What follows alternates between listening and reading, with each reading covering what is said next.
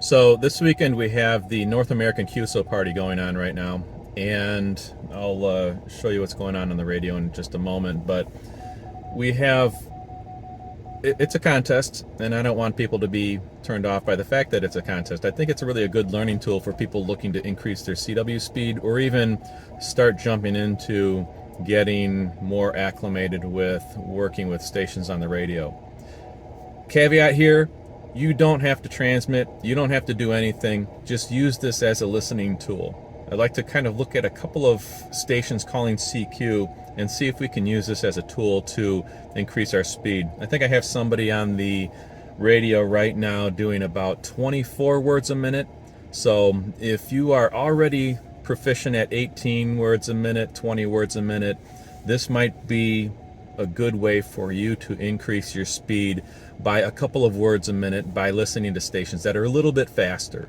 I think the other thing about contests that's really cool is you can listen to the exchanges. They're pretty much the same exact exchanges over and over. And if you listen to one person calling CQ, you'll be able to listen for the CQ because you should know what CQ sounds like, right? You should know do-do-do-do-do-do-do-do. That should be imprinted into your brain what that tone sounds like at just about any speed, right? If you hear that sequence of letters and those tones, you should be like, oh, that's CQ right away. So when you're listening to folks calling CQ, you're going to listen CQ, and then they'll either put a DE, which means this is, and then their call sign. Sometimes in contests, they will put an identifier to identify the contest. So it'll be CQNA, which the North American QSO party is going on this weekend. So it'll be CQNA and then their call sign. So let's look for the sequence and see what this sounds like so we can kind of get an idea of what that sounds like on CW in a contest, North American QSO party. I'll stop talking. Let's get into the radio. So this person's calling CQ.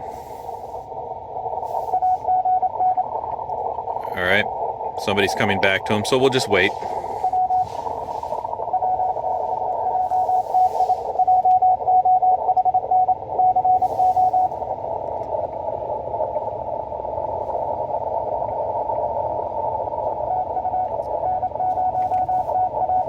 All right, so we just finished the contact. Let's see if he calls CQ. Actually, somebody else is trying to come back to him, so maybe this might not be a good example, but let's just wait for him to come back.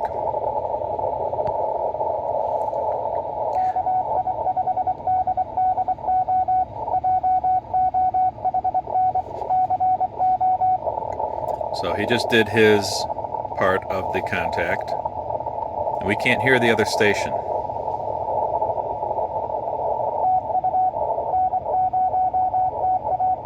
So he just put his call sign out there. So he just called CQNA and then his call sign.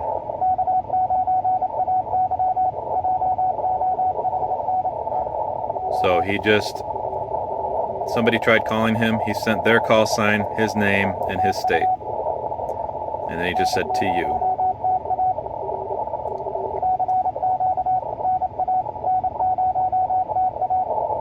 So N0TA. So he's calling CQNA.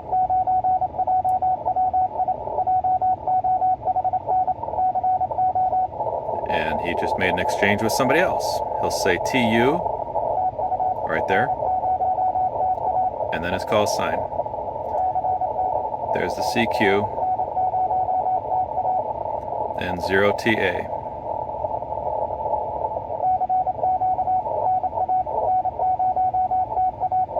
CQNA and N0TA, and he'll just keep sending that. There's another one.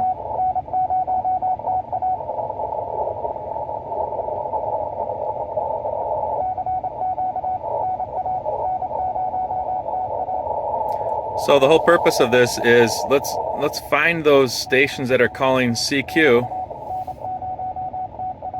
This guy's probably going 26 words a minute, I'm guessing, and he's just calling CQ. And you can start to, he's calling CQ, that's the first two letters. And then he's calling CQNA. Let's see if we can recognize the N and the A.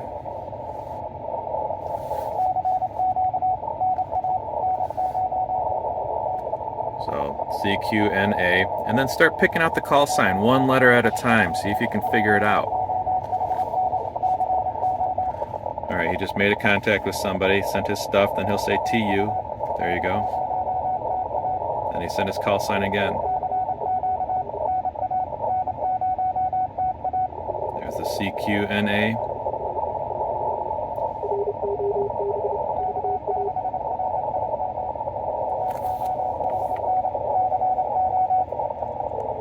So he's just making a contact with somebody else. N0TA, and it sounds like he's got a lot of people calling him now. So he's probably going to go through quite a few contacts now before he calls CQ again. So the sequence is he's calling CQ, NA, and then N0TA, and he's waiting for somebody to call them. So once somebody calls him, he will send their call sign, his name, and his state. His name is John. He's been sending JOHN. And then his state is Colorado, I believe. Kind of was paying attention there.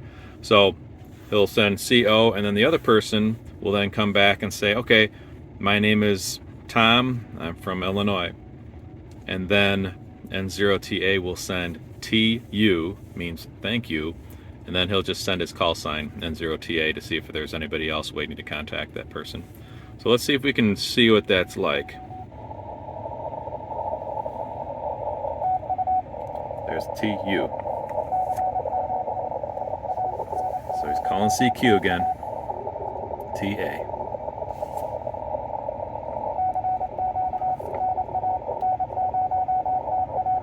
Are you recognizing the CQ?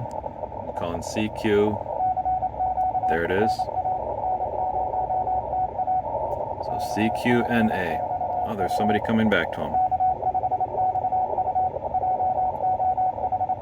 John and CO.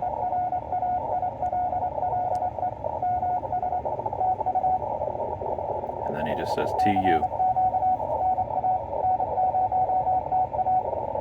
So N0TA. So he's just going to be calling CQ over and over until he gets people calling him. So here we go. Let's see if we can find out John. JOHNCO.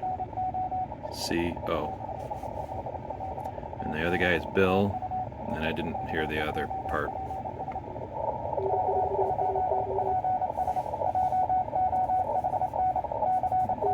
There's John and CO.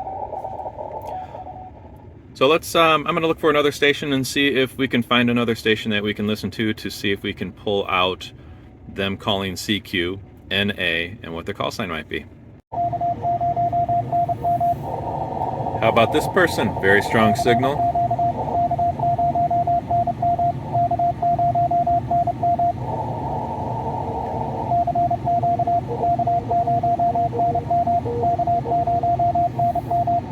So this person's just calling CQ and then their call sign twice.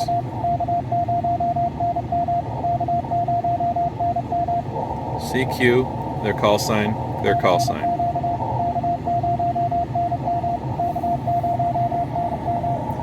Of course, this person's going about 30 words a minute. So if you are not proficient at about 23, 24, 25, this might frustrate you, but this is going to pull you up in your speed. So trying to figure this out will be a positive effect on you. So even if you're not getting any of this stuff, once you start going back to a slower speed, like 20 words a minute, after listening to this guy for a couple of minutes, the slower stuff is going to sound really slow, which is going to be pretty cool for you.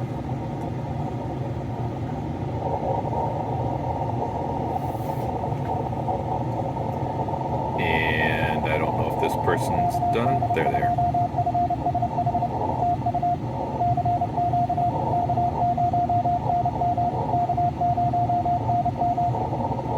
So K0MN? No. NM. November Mike.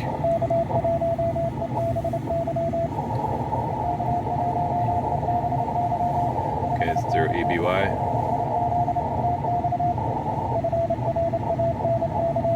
Frank in Connecticut.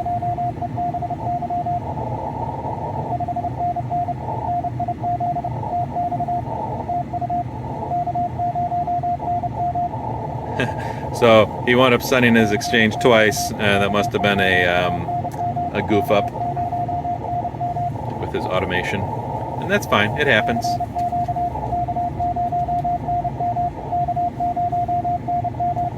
So very fast CW here.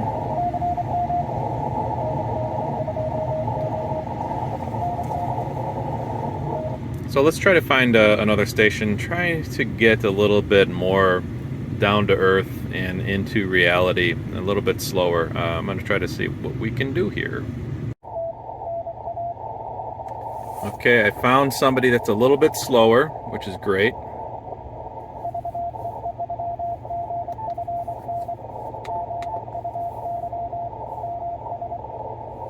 This person I'm thinking is around 23 words a minute, which is a good speed. So call sign, then NA. There it is. Cool, so CQNA, his call sign, and then NA.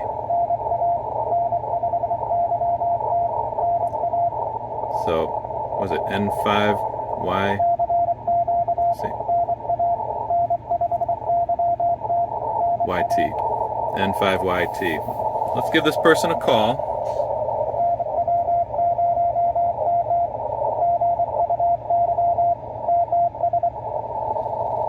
So his name is Guy, G-U-Y, in Mississippi, MS.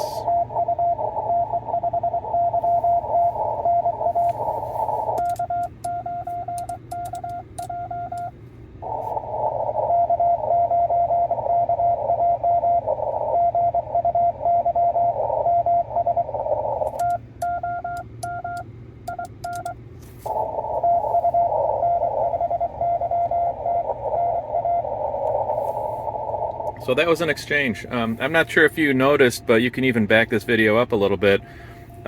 He might have been having a little bit of trouble with his keyer. He might have RF getting into some component of his keyer or his radio, but he had a couple of little staggered dots and dashes in there, which, you know, that stuff happens.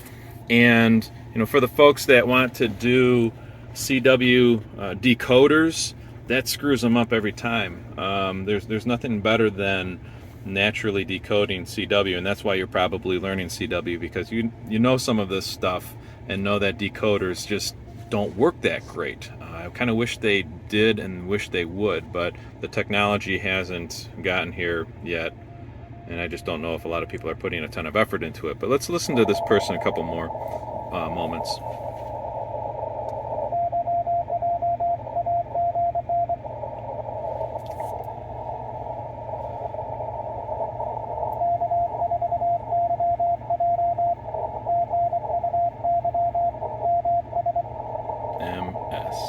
From Mississippi.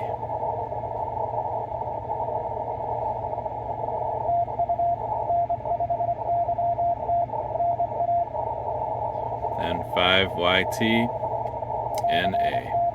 There we go.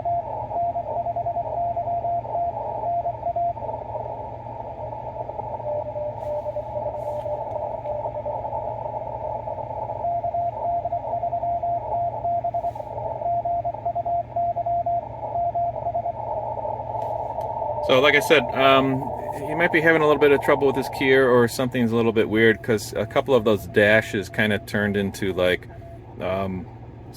slightly dashes or almost dits, but they were long dits. So that was a good one. And I think this person's actually going about 21 words a minute. So that would be kind of cool to get a contact with them. And like I said, the exchange is really easy. It's really fun, and don't forget, just because it says it's a contest doesn't mean you're in it to win it. This is a real good teaching tool and something that I really promote using to increase your speed. As a matter of fact, I don't know of any other tool that is better than a contest to increase your speed of CW. So if you're just learning CW, this might be a little bit on the advanced side, but it can help. But don't let it frustrate you. So here's a good example of a contester that is using a little bit of a non-standard weighting of their CW. Listen to what their CW sounds like. It doesn't sound quite right. And I think they like that we recognize that.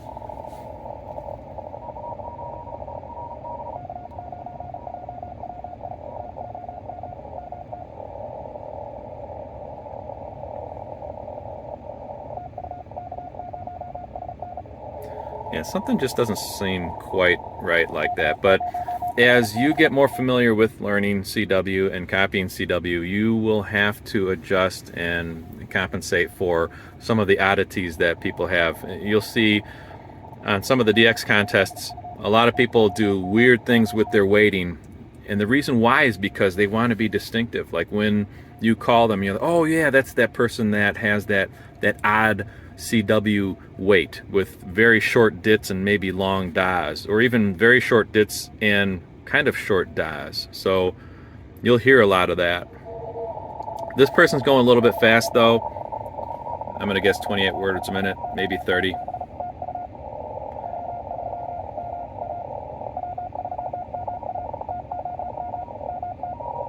So that's Tom in Montana.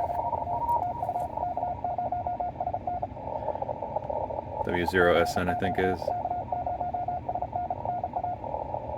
So he's sending CQ, his call sign, and then NA at the end.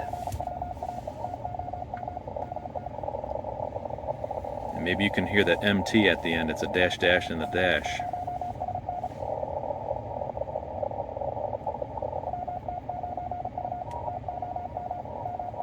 MT.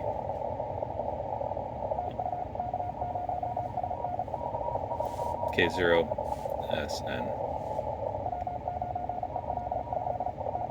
TOMMT. His exchange is kind of unique and interesting because his name is Tom.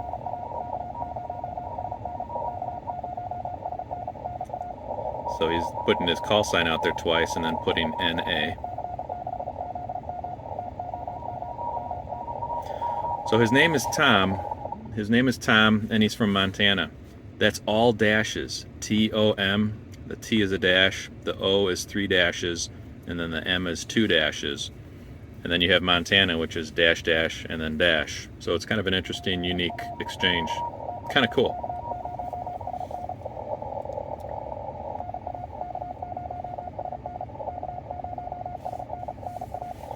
So his CQ, he's not even calling CQ. He's just doing NA, K0SN, K0SN, NA. So he's trying to be rapid fire, fast, and quick about everything. So not everybody actually calls the letter CQ all the time. That's another thing to remember.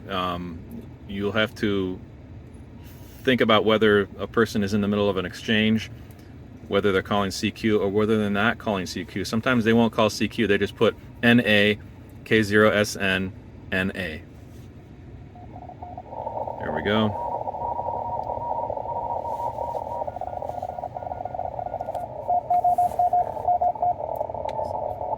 T.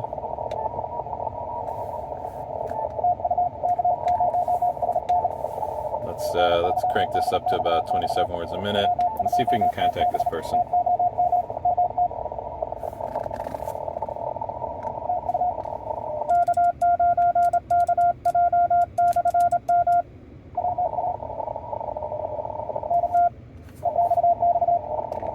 Oh, maybe not. Oops.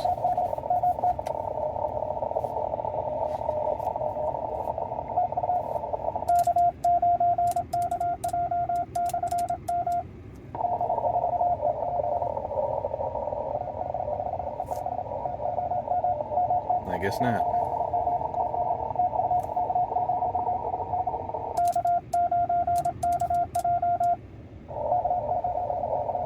There we go. And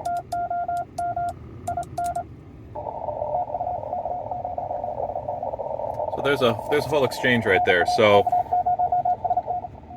I was waiting for him to be done with that other person. He just put his call sign in there.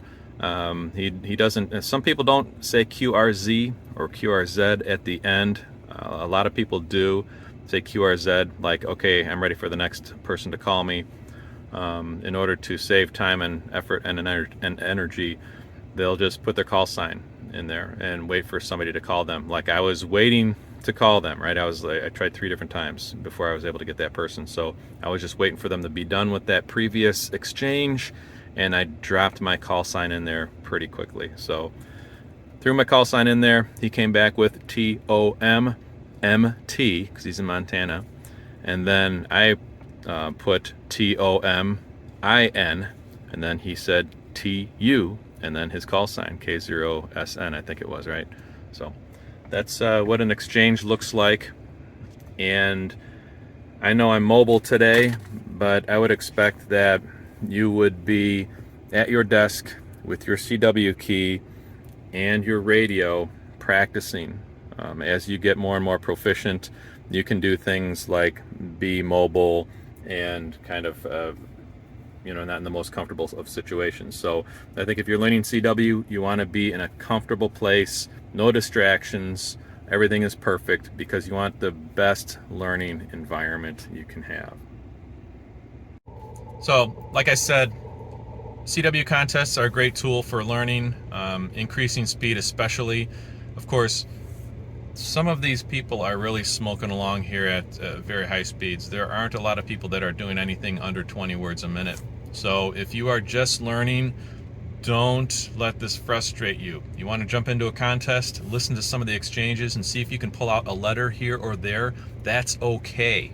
Don't worry about, you're not in the contest to win it, because even if you know CW really great, I don't think I know it super great, but I play with CW a lot. I love CW, but I just don't have the antennas or some of the endurance some of these folks have to be able to run a contest all night long and get all the QSOs that they're getting. So I'm never even going to win it, even in my category, which would be low power, or even some of the mobile stuff. I tried to do the Indiana QSO party, which is really fun, mobile one year, and gosh, it's fatiguing. I can't do it that long. So don't let CW contests frustrate you. Just because it's a contest, don't get bent out of shape. It's a learning tool. Use it for increasing your speed, number one. And if you're looking to learn letters at a higher rate of speed, try a CW contest. They are on pretty frequently. And a lot of times, if you go a little bit higher up in the CW band, like for example, we were on 20 meters today. If you go 14.050 to 060, some of those folks might be a little bit on the slower side. If you're an extra class license operator and you are at 14.020, if you go lower than that, like 14.010, 015, 016, those folks, a lot of people down low go fast. I'm not sure why that is. I think it's just probably a carryover from extra class operators operating in the extra class sub band, but keep that in mind too when you're scanning around for stations. Yeah, I think I'm on 14.054, and this person I think is going about 21 words a minute, maybe 22 words a minute, and that's kind of a nice speed if you're at 18 words a minute and you want to increase to 20, 21, 22. That's going to help you and not frustrate you. But don't forget, just pick out letters, pick out sounds, see if you can recognize CQ, CQNA, and then see if you can pull out the letters of the person's call sign. And then they call CQ pretty often, so it's kind of like on repeat. So you'll be able to go back and listen. Okay, was that N0YE? Nope, it was N0YT. So use it as a tool. Contesting is fantastic fun. Even if you get proficient with CW, I use it to just keep my proficiency up. So have a good time with the North American QSO party this weekend. And like I said, you can always look up, I can't remember who, I'll put it in the comments. There's a website you can go to in order to see what CW contests are on each weekend, and then in the preceding next weekends in the next months, then you can plan for it. So pretty cool stuff.